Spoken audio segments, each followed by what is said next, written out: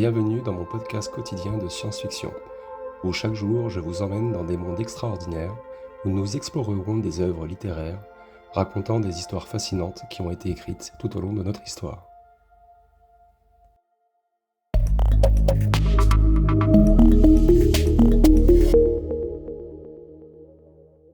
Bonjour à toutes et bonjour à tous, très chères auditrices et très chers auditeurs. Merci aux nouveaux abonnés qui arrivent et à ceux qui me suivent, ça fait vraiment chaud au cœur.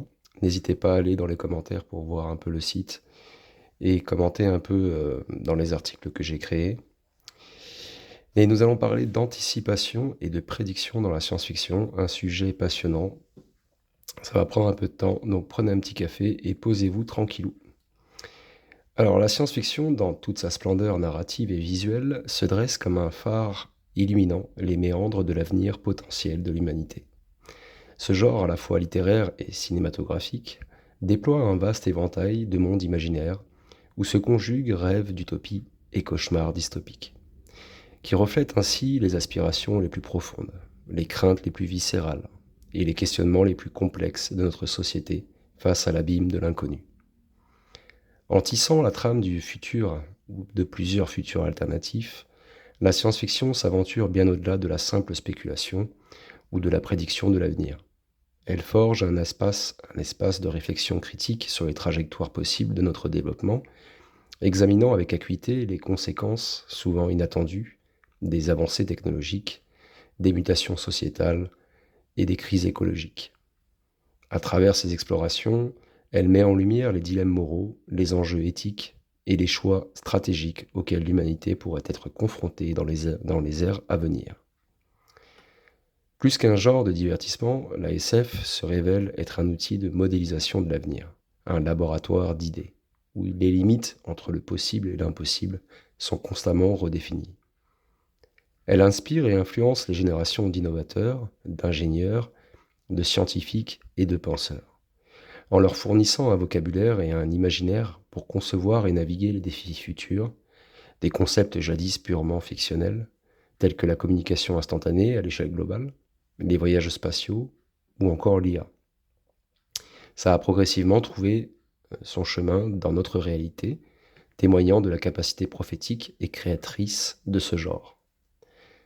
La science-fiction agit comme un catalyseur de l'innovation, stimulant l'imagination collective et encourageant une vision audacieuse et avant-gardiste de l'avenir, et elle invite à une réflexion profonde sur l'impact de nos choix présents sur les générations futures, et sur la manière dont nos sociétés peuvent évoluer, s'adapter ou se transformer face aux avancées techno et aux défis éco. En envisageant des scénarios variés, allant de l'avènement de sociétés post-apocalyptiques et à la survie dans des mondes effectivement post-scarcity, comme on dit, la science-fiction nous prépare à embrasser le changement, à anticiper les crises et à envisager des solutions innovantes pour un avenir durable et inclusif. La SF ne se contente pas de prédire l'avenir, elle participe activement à sa création par ses récits audacieux et ses visions provocatrices. Elle façonne l'imaginaire des innovateurs et oriente les débats publics sur les orientations technologiques, sociétales et environnementales. Elle demeure ainsi un genre fondamental non seulement pour l'industrie du divertissement, mais aussi pour le développement de notre civilisation, en offrant un terrain fertile à l'exploration de l'inconnu et à la préparation des esprits à affronter les défis de demain. Parlons des exactitudes des prédictions de la SF et les visionnaires précurseurs. La science-fiction a toujours été peuplée de visionnaires, d'écrivains capables de sonder les profondeurs de l'avenir avec une clairvoyance remarquable. Et parmi ces précurseurs, nous avons effectivement Jules Verne, que tout le monde connaît, et Isaac Asimov, dont je parle très souvent, qui se distinguent par leur capacité à anticiper avec une précision étonnante les avancées technologiques de leur temps et au-delà. Leurs œuvres ne se contentent pas de divertir, elles offrent une réflexion profonde sur le potentiel de la science et de la technologie, qui marque de leur empreinte la manière dont nous envisageons le futur. Jules Verne, avec son légendaire sous-marin électrique, le Nautilus, dans 20 000 lieues sous les mers, a non seulement captivé l'imagination de ses contemporains, mais a également anticipé l'invention des sous-marins modernes, fonctionnant à l'électricité. Sa vision d'un engin capable de traverser les abysses avec une autonomie et une sophistication inégalées relevait à l'époque de la pure spéculation. Pourtant, elle reposait sur une compréhension aiguë des progrès scientifiques et techniques de son époque, témoignant de la capacité de Verne à extrapoler en fait les applications futures des découvertes de son temps. Isaac Asimov, de son côté, a exploré avec une acuité sans pareille l'univers de la robotique à travers ses célèbres lois de la robotique, que j'en ai déjà parlé dans un podcast précédemment, avec ses récits mettant en scène des automates sophistiqués, et à une époque où l'informatique était encore à ses balbutiements, hein. Asimov a envisagé un futur où les robots joueraient un rôle central dans la société, soulevant des questions d'éthique, de coexistence et de dépendance technologique qui résonnent encore aujourd'hui, hein. Ces œuvres, fondées sur une solide connaissance des sciences et une réflexion poussée sur les implications de la robotique, ont non seulement prédit l'ascension de ce domaine, mais ont également influencé des générations de chercheurs et de concepteurs de technologie. Ces précurseurs visionnaires, à travers leur narration captivante, ont démontré une compréhension profonde des directions potentielles du progrès technologique, et leur vision anticipée, bien que parfois considérée comme de la pure fiction, était souvent ancrée dans une connaissance approfondie des sciences de leur temps. Ils ont relevé la capacité unique de la science-fiction à fonctionner comme un laboratoire d'idées, et j'en parle très souvent dans mes podcasts, un espace privilégié où les futurs possibles sont non seulement envisagés, mais aussi minutieusement explorés et testés. Ainsi, la SF s'affirme non seulement comme un genre littéraire et cinématographique, mais aussi comme une force motrice dans la conception et l'imaginaire des avancées techno. Les œuvres de Verne et d'Asimov, et de nombreux autres auteurs, hein, continuent d'inspirer, de provoquer et de guider les réflexions sur notre avenir technologique, qui soulignent des rôles cruciaux de la fiction, spéculative, hein, bien sûr, dans la trajectoire de notre développement scientifique et culturel. Parlons des technologies prédites et réalisées. La SF a toujours eu cette étrange capacité à esquisser les contours de notre futur technologique, anticipant avec une précision souvent déconcertante les innovations qui allaient révolutionner notre quotidien. C'est dans cet espace créatif, à la frontière entre l'imaginaire et le possible, que des idées jadis considérées comme de pure fantaisie se sont manifestées et matérialisées en technologies concrètes, remodelant notre avenir et notre manière de vivre, de communiquer et d'interagir avec notre environnement. Les tablettes tactiles, par exemple, aujourd'hui omniprésentes dans notre quotidien, trouvent ainsi leurs racines dans la vision prophétique de Stanley Kubrick et Arthur C. Clarke, qui les avaient imaginées dans 2001, l'Odyssée de l'espace. Et à l'écran, en fait, ces dispositifs, utilisés par les astronautes pour communiquer et accéder à des informations, semblaient relever de la science-fiction pure, hein. Pourtant, quelques décennies plus tard, cette vision est devenue une réalité tangible, avec des appareils qui sont désormais des extensions de notre espace personnel et professionnel, et puis de nous-mêmes aussi, hein, témoignant de la capacité de la SF à préfigurer les outils de la communication de demain. De même, les concepts de réalité augmentée et de ville intelligente, qui semblaient appartenir à une ville lointaine ou à un futur lointain, sont progressivement devenus des composantes intégrales de notre société, hein, c'est omniprésent maintenant. La réalité augmentée ou la RA, en superposant des informations virtuelles au monde réel, transforme notre perception de l'espace et du temps, ouvrant la voie à de nouvelles formes d'interaction et d'apprentissage. Et les villes intelligentes, quant à elles, intègrent des technologies avancées pour optimiser leur fonctionnement, améliorer la qualité de vie de leurs habitants et minimiser leur impact environnemental. Ces avancées, autrefois explorées dans les récits de SF, sont aujourd'hui au cœur des réflexions sur l'urbanisme et le développement durable. Ces exemples, hein, ne sont que quelques illustrations de la transition de la fiction à la réalité, mais elles témoignent de la puissance de ce genre comme source d'inspiration pour les innovateurs et les inventeurs, et par sa capacité à projeter le lecteur ou le spectateur dans des mondes où le potentiel technologique de l'humanité est pleinement réalisé, eh bien la science-fiction stimule l'imagination des scientifiques, des ingénieurs et des entrepreneurs, qui les incite à repousser les limites du possible. En soi, et en définitive, pour résumer un peu ce point-là, la science-fiction, elle ne se contente pas de prédire l'avenir, et ça je le répète très souvent, elle participe activement à sa construction en imaginant les technologies de demain, et elle ouvre des horizons nouveaux qui pose des fondations sur lesquelles se construisent ou se construiront les innovations de notre ère. Ainsi, loin d'être une simple évasion du réel, la SF s'affirme comme un catalyseur de progrès, un pont entre le rêve et la réalisation, entre l'utopie et la technologie. Ça, j'en parle très souvent de ça. Je me répète assez souvent, effectivement, mais ça rejoint un peu tous les autres podcasts que j'ai faits. Alors, quelle est l'influence de la SF sur la technologie et la société?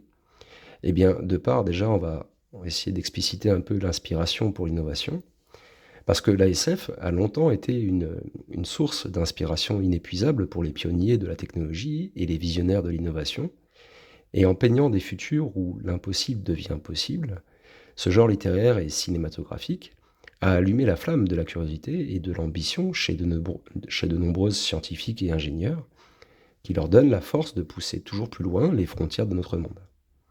Parmi les exemples les plus emblématiques de cette inspiration mutuelle, les ingénieurs et les scientifiques de la NASA, par exemple, se sont souvent tournés vers la SF, non seulement comme source de divertissement, ça c'est clair, mais aussi comme un véritable catalyseur pour leur passion et leur engagement envers l'exploration spatiale. Ces œuvres visionnaires, explorant les confins de l'univers et les mystères de l'inconnu, ont servi de tremplin à des générations de chercheurs qui les incitent à rêver grand et à concrétiser l'impensable, franchir les limites de notre atmosphère et fouler le sol d'autres mondes. L'influence de la SF s'étend également au domaine des interfaces utilisateurs et des technologies d'interaction. Le film qui est vraiment excellent, que je vous recommande d'aller voir, Minority Report, que je ne sais pas si vous l'avez déjà vu ou pas, mais en tout cas si vous ne l'avez pas vu, allez le voir, avec ses scènes de manipulation gestuelle de données virtuelles, eh bien, ça a marqué un tournant dans la perception et la conceptualisation des interfaces utilisateurs, et les technologies tactiles et gestuelles, qui semblaient relever de la pure fiction, ont depuis été développées et intégrées dans notre quotidien, qui a transformé d'ailleurs notre manière d'interagir avec les machines.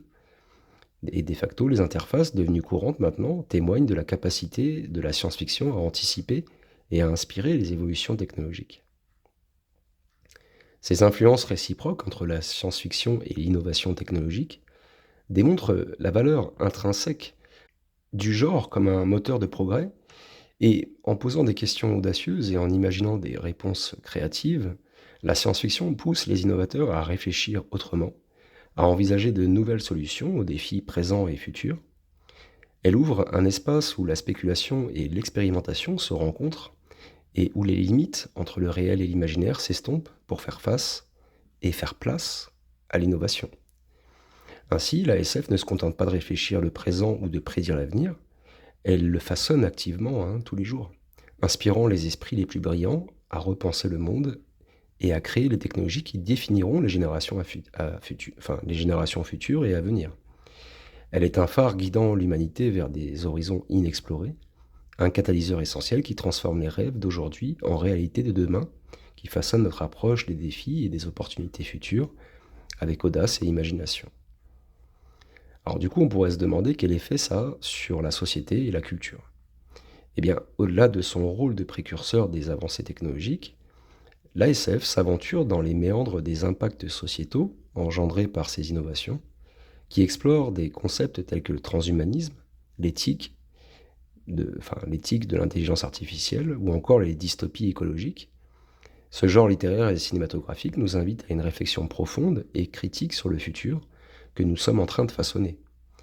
Il agit euh, comme un miroir tendu en fait vers notre société, reflétant les conséquences potentielles de nos choix et de nos actions sur l'humanité et sur la planète. Donc il y a des œuvres visionnaires comme Le meilleur des mondes d'Aldous Huxley et 1984 de George Orwell, que je parle très souvent aussi, qui transcendent le simple cadre narratif pour devenir des véritables avertissements. Le meilleur des mondes peint le tableau d'une société où le bonheur artificiel est assuré par la manipulation génétique et le conditionnement psychologique, qui interroge la notion même de liberté individuelle dans un monde où tout désir est préfabriqué. On a 1984 de son côté qui explore la surveillance de masse et la manipulation de la pensée, mettant en lumière les dangers d'un pouvoir centralisé capable de remodeler la réalité selon sa volonté. Ces récits et bien d'autres fonctionnent comme des cautions qui nous mettent en garde contre les dérives potentielles de nos choix sociétaux et technologiques. Ils soulèvent des questions éthiques essentielles sur l'autonomie, la liberté, l'identité et la préservation de l'environnement. et ça nous incite à envisager les implications à long terme de notre course effrénée vers le progrès. La science-fiction, en abordant ces thèmes, ne se limite pas à anticiper le futur, elle cherche à influencer le présent. En imaginant les conséquences extrêmes de certaines trajectoires de développement, elle offre un espace de réflexion sur les valeurs que nous souhaitons privilégier et sur les équilibres que nous devons trouver entre innovation et éthique, progrès et préservation, individualisme et collectivité.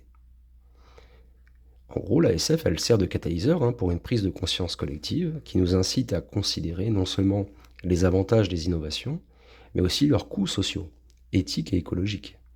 Elle nous rappelle que chaque choix technologique est aussi un choix de société, avec ses implications pour les générations actuelles et futures. Et en nous confrontant à des futurs possibles, parfois utopiques, souvent dystopiques même, elle nous pousse à réfléchir à la direction que nous voulons donner à notre évolution commune et à agir avec prudence et responsabilité dans le présent pour façonner un avenir souhaitable pour tous. Alors, la science-fiction et le futur qui nous attend, eh bien, il y a un rôle modélisateur. J'entends par là que, avec sa capacité unique en fait à sonder les abysses du futur, la SF en fait continue d'exercer une influence considérable sur notre perception des jours à venir, en tissant des récits qui mêlent innovation technologique et réflexion éthique, morale et écologique. Et ce genre ne se contente pas d'imaginer des mondes lointains, il façonne activement notre vision de l'avenir, nous invitant à réfléchir aux conséquences de nos actions et de nos choix de société. L'un des domaines où la SF joue un rôle modélisateur essentiel est celui de la sensibilisation aux enjeux climatiques à travers des dystopies écologiques ou des utopies où l'humanité a su trouver l'équilibre avec son environnement, et elle met en lumière les défis environnementaux auxquels nous sommes confrontés et explore des voies possibles pour y répondre, et ces récits fonctionnent comme des avertissements, mais aussi comme des sources d'inspiration pour les politiques environnementales, pour la recherche scientifique et l'innovation technologique en faveur de la durabilité. Dans l'imaginaire collectif autour de la colonisation spatiale, la SF ouvre également des horizons infinis, et en présentant la conquête de l'espace non seulement comme une aventure, mais aussi comme une nécessité pour la survie ou l'évolution de l'humanité, elle nourrit notre fascination pour l'inconnu et stimule l'intérêt pour les sciences et les technologies spatiales. Ces récits donc encouragent les nouvelles générations à rêver grand et à envisager sérieusement l'exploration spatiale comme un domaine d'avenir, avec ses défis et ses promesses. Enfin, il y a le débat public sur l'avenir de l'intelligence artificielle qui est profondément marqué par les contributions de la science-fiction, qui explore les potentiels et les périls de l'IA, de la symbiose homme-machine à la menace d'une intelligence artificielle supérieure qui échappe à notre contrôle, et la science-fiction qui alimente une réflexion critique sur les orientations que nous souhaitons donner à ces technologies. Elle pose des questions difficiles sur l'éthique, la responsabilité et l'autonomie, et nous prépare à affronter des dilemmes moraux associés à l'essor de l'IA. Donc elle ne se contente pas de prédire l'avenir, je me répète, elle modélise, influence nos attentes, nos espoirs et nos craintes. Et quand on se pose ce genre de questions qui est très difficile à explorer, d'ailleurs, dans des scénarios complexes, eh bien, ça joue un rôle quand même crucial dans notre capacité à naviguer dans les incertitudes du futur et qui nous prépare à envisager des alternatives, à évaluer aussi des risques et à chercher des solutions innovantes pour les générations présentes et futures. Et selon moi, c'est un outil indispensable pour imaginer et construire le futur que nous souhaitons, un catalyseur pour l'innovation et un guide pour l'éthique dans notre quête incessante du progrès. Alors, il y a les explorations des dimensions éthiques et morales qu'il faudrait parler aussi, parce que la SF, par sa nature exploratoire et prospective, elle plonge au cœur des dilemmes éthiques et moraux qui sont suscités par le vertige de l'avancée technologique, parce qu'elle ne se contente pas de dépeindre des futurs dominés par des innovations sans précédent, elle interroge profondément sur les implications éthiques et morales de ces développements, et à travers des œuvres emblématiques telles que Blade Runner, par exemple, qui est vraiment incroyable aussi comme film, qui est une adaptation cinématographique du roman visionnaire de Philip K. Dick, Les androïdes rêvent-ils de moutons électriques? Eh bien, la science-fiction questionne la nature même de la conscience, le droit à l'existence et les frontières floues entre l'humain et le non-humain. Donc ces narrations, en fait, ne se limitent pas à un divertissement futur ou futuriste, elle constitue un champ d'investigation philosophique et éthique qui nous confronte en fait aux questions fondamentales sur ce que définit l'humanité, ou sur ce qui définit l'humanité, pardon, à l'ère du progrès technologique. Elle nous amène à réfléchir sur les critères qui déterminent l'essence même de l'être humain, dans un contexte où la distinction entre naturel et artificiel, réel et synthétique, devient de plus en plus ténue, hein. Ça, c'est une évidence. Donc, elle envisage des futurs où l'intelligence artificielle rivalise avec l'intelligence humaine, où la modification génétique bouleverse notre conception de l'identité et de la perception, ou encore de la surveillance de masse qui redéfinit les notions de liberté et de vie privée, et nous pousse à anticiper des questions éthiques et morales que ces technologies soulèvent. Et ça soulève aussi un rôle crucial dans la sensibilisation des sociétés à ces enjeux, qui souligne l'importance d'une réflexion éthique anticipée face aux défis posés par l'innovation. Et donc, au-delà de l'exploration des futures technologies, l'ASF nous invite à considérer des valeurs, des principes et des normes morales qui devraient normalement nous guider, qui devraient guider notre interaction avec ces avancées. Et elle suggère, selon moi, que le progrès technologique, loin d'être une fin en soi, hein, doit être évalué et orienté à travers le prisme de l'éthique et de la responsabilité sociale, afin de garantir que les innovations servent le bien commun et respectent la dignité de tous les êtres. Ça, j'en avais déjà parlé dans un ancien podcast, il faudra que je retrouve le titre. Mais c'est vrai que si ça sert que aux mêmes personnes, ça n'a pas trop d'intérêt. Je parle de la technologie, hein. En définitive, la SF, elle ne se limite pas à un exercice de projection dans le futur, elle constitue une réflexion profonde et nécessaire sur les dimensions éthiques et morales de notre rapport à la technologie. Et en anticipant donc les dilemmes et les choix auxquels nous serons confrontés, elle prépare le terrain pour une approche plus consciente et réfléchie de l'innovation, qui insiste sur la nécessité de mettre l'humain au cœur de nos quêtes du progrès. Donc ça a une influence, hein, sur la pensée scientifique aussi, la science-fiction, parce que dans sa quête incessante d'explorer l'au-delà des limites connues, elle joue un rôle déterminant dans l'inspiration de la pensée scientifique contemporaine, et en tissant des récits qui entremêlent les concepts des univers parallèles, de téléportation, de voyage dans le temps, eh bien, ça ne fait pas que divertir, hein. Ça sème en fait des graines de curiosité et d'innovation dans l'esprit des chercheurs et du grand public. Et ces thèmes, bien que profondément ancrés dans le domaine de la spéculation, servent de tremplin à l'imagination des scientifiques qui les poussent à envisager des possibilités au-delà des paradigmes établis. Cette synergie entre science et fiction génère un espace où le dialogue entre l'imaginaire et le réel favorise une dynamique d'innovation unique, et ces idées, qui pourraient être écartées comme pure fantaisie, hein, dans un cadre strictement scientifique, trouvent quand même dans la science-fiction un champ d'expression libre, où les limites de la possibilité sont constamment repoussées. Cette ouverture d'esprit est cruciale, hein, pour le développement des nouvelles théories et des nouvelles technologies, car elle permet d'explorer des hypothèses audacieuses sans les contraintes habituelles de la preuve immédiate et de la faisabilité technique, hein. La science-fiction donc agit comme un catalyseur de pensée créative. Elle offre un cadre où les concepts scientifiques peuvent être étendus, déformés, réimaginés. Et cette influence est perceptible, hein, dans la manière dont des scientifiques et des théoriciens, inspirés par des œuvres de science-fiction, se sont lancés dans la recherche de solutions aux énigmes de la physique quantique, de la cosmologie ou de la biotechnologie, et puis parmi d'autres encore. Des domaines de recherche tels que la mécanique quantique, qui explore les phénomènes étranges et contre-intuitifs à l'échelle subatomique, ou encore les études de la gravité quantique et les trous noirs, semblent souvent puiser dans le réservoir d'idées que la SF a contribué à populariser. Et de plus, en popularisant des concepts scientifiques complexes auprès du grand public, la science-fiction joue un rôle essentiel dans la démocratisation de la science, ce qui est très bien, et elle rend la science accessible et fascinante, suscitant un intérêt et une appréciation pour la recherche scientifique qui peuvent encourager les jeunes esprits à poursuivre des carrières dans les domaines de la science, technologie, ingénierie et mathématiques.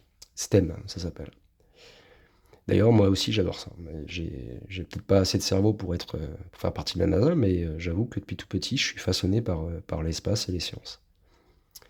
La SF, elle n'est pas seulement un genre narratif, hein, donc c'est une force motrice dans l'évolution de la pensée scientifique.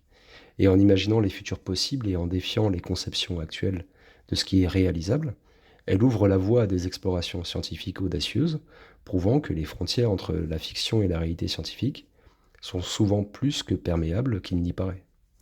Et la science-fiction sert, in fine, de pont en fait entre l'imaginaire collectif et les frontières avancées de la connaissance, illustrant que les rêves d'aujourd'hui peuvent devenir des découvertes de demain.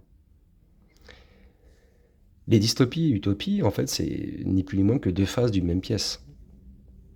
Dans le vaste univers de la science-fiction, les récits se déploient sur un spectre allant des sombres dystopies aux lumineuses utopies, qui chacun offre une vision particulière du futur de l'humanité.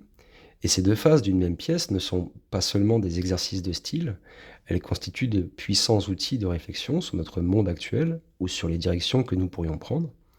Et les dystopies, avec leur société oppressive et leur futur alarmant, servent souvent d'avertissement, hein. Donc on a Le Meilleur des mondes, 1984, qui explore les conséquences terrifiantes d'un contrôle social et politique excessif, avec une surveillance de masse omniprésente, avec une manipulation psychologique et technologique. Elles mettent en exergue les risques liés à la perte de liberté individuelle, à une pensée unique, à une déshumanisation aussi sous couvert de progrès ou de sécurité. Et ces récits dystopiques nous confrontent aux aspects les plus sombres de notre société et de nos technologies, qui nous incitent à questionner et à résister aux tendances autoritaires et déshumanisantes, bien sûr. À l'autre extrémité du spectre, les utopies donc présentent des visions idéalisées de l'avenir, où la technologie agit comme un levier pour résoudre les problèmes sociétaux, pour libérer les individus des contraintes matérielles et favoriser un épanouissement personnel et collectif. Donc on a la série La Culture de Lane Mr. Banks qui illustre parfaitement cette perspective en dépeignant une société interstellaire post-scarcity où les besoins matériels sont comblés par une technologie avancée qui laisse place à la créativité, à l'autonomie et à la diversité. Et ces utopies ne sont pas simplement des fantasmes naïfs, elles offrent des modèles alternatifs de société qui inspirent les efforts pour construire un avenir plus équitable et durable. Donc vous voyez, ces deux visions, dystopiques et utopiques, elles ne sont pas mutuellement exclusives, elles se complètent en fait. Et elles offrent en fait une réflexion nuancée sur notre futur, notre avenir, et nous invitent à envisager non seulement des dangers potentiels, des trajectoires qu'on pourrait avoir actuellement, mais aussi des possibilités d'un monde meilleur. Parce qu'il ne faut pas voir que le côté négatif. Et en soulignant l'importance des choix sociétaux et technologiques que nous faisons aujourd'hui, elles encouragent une prise de conscience et une action réfléchie pour orienter notre futur commun. Donc la dystopie et l'utopie, c'est deux mêmes faces d'une même pièce. Elles jouent un rôle essentiel dans le dialogue continu sur notre avenir. Elles nous poussent à réfléchir, à débattre et finalement à agir. Et en nous rappelant que le futur n'est pas une destination inévitable, hein, mais le résultat de chemins que nous choisissons de suivre dès aujourd'hui. Alors, il y a la responsabilité aussi des créateurs de SF, que l'on pourrait nommer. Certains auteurs de SF, véritables architectes de l'imaginaire, portent en eux en fait une responsabilité considérable, celle de façonner donc les perceptions et les aspirations du futur de l'humanité. À travers leurs récits, ils tissent des univers où se mêlent nos plus grandes espérances et nos pires appréhensions, qui exercent ainsi une influence profonde non seulement sur la trajectoire de la recherche et du développement technologique, mais également sur les normes et les valeurs de nos sociétés. Ça, c'est bon à savoir, parce que la capacité à modeler l'imaginaire collectif confère aux créateurs de SF un pouvoir significatif, mais aussi une grande responsabilité. En envisageant des applications futures de technologies émergentes, elles doivent jongler donc entre l'exploration des frontières de l'innovation et la prise en compte des implications éthiques, sociétales et environnementales de ces avancées, hein. Donc ça requiert en fait une approche équilibrée, où les promesses de la technologie sont mises en perspective avec les défis et les risques qu'elles peuvent engendrer. Donc quand ils créent des mondes qui servent de caisse de résonance à des dilemmes contemporains, les auteurs de SF jouent un rôle pédagogique crucial. Ils ne se contentent pas de divertir, hein, comme je le répète très souvent, ils éduquent, interpellent et provoquent, parce que ça pousse le public à réfléchir sur des questions complexes et à envisager des multiples facettes de futurs possibles. Cette fonction éducative est d'autant plus importante dans un monde où les avancées techno s'accélèrent, hein, de jour en jour, mais qui souligne aussi le besoin d'une réflexion approfondie sur les directions que nous souhaitons donner à notre propre développement. Et par ailleurs, l'ASF encourage une participation active du public dans la définition de l'avenir, parce qu'elle présente des futurs alternatifs. Elle ouvre un espace de dialogue, de critique et d'imaginaire, où chaque individu est invité à réfléchir sur ses propres valeurs, ses propres aspirations et ses propres craintes vis-à-vis du futur. Ces engagements du public est essentiel pour construire des futurs qui reflètent la diversité de perspectives et de désirs humains, qui garantissent que les voies du progrès soient tracées de manière inclusive et réfléchie. Donc c'est un peu des médiateurs entre le présent et les innombrables futurs possibles, et qui assument une responsabilité cruciale dans la manière dont ils articulent et partagent leur vision. Et leur rôle dépasse la simple création artistique, hein. Ils agissent comme des guides, des avertisseurs et des inspirateurs, qui jouent un rôle central, si je peux dire, dans la manière dont nous envisageons et, in fine, dans la manière dont nous construisons notre avenir commun. Concluons.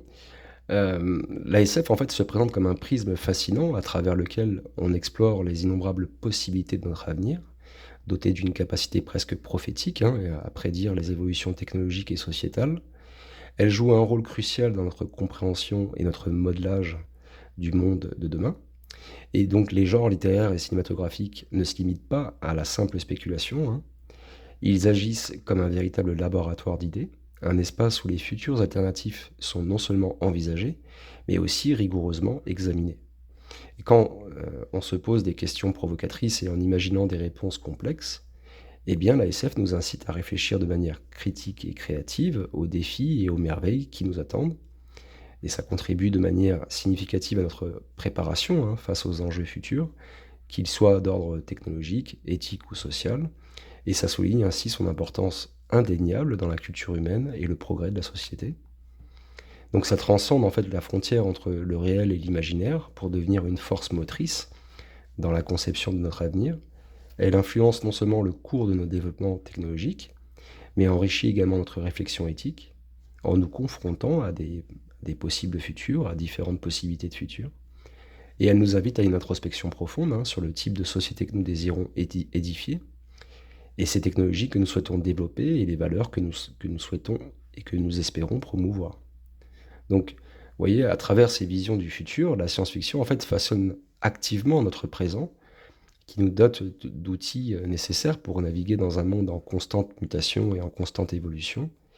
Et ça nous aide à prendre des décisions éclairées concernant notre chemin collectif, en offrant un cadre pour réfléchir aux conséquences à long terme de nos choix actuels.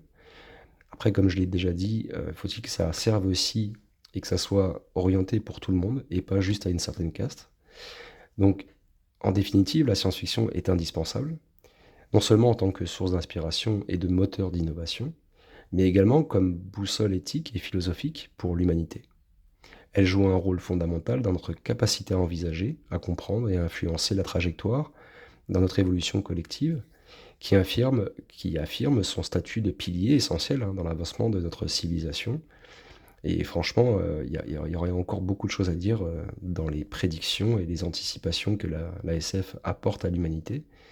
Mais sachez que voilà, je referai d'autres podcasts dessus. Je vous remercie de m'avoir écouté. Pour demain, si je ne me trompe pas, on va parler d'évolution dans la science-fiction. C'est un article que j'avais déjà posté sur mon site, mais je pense que les abonnés le savent déjà, mais certains articles en fait sont déjà écrits sur le site. Mais j'ai décidé de les mettre en format podcast pour pour un meilleur confort. Donc n'hésitez pas à aller sur mon site pour commenter, hein, d'ailleurs, s'il y a des choses sur lesquelles vous vous posez des questions. Mon livre, Braxville, l'ombre de Dogos, est disponible sur Amazon. N'hésitez pas à aller jeter un petit coup d'œil, ça fait plaisir aussi. Je vous souhaite une très belle journée, une très belle soirée. Je vous fais des bisous et à très bientôt. Ciao, ciao.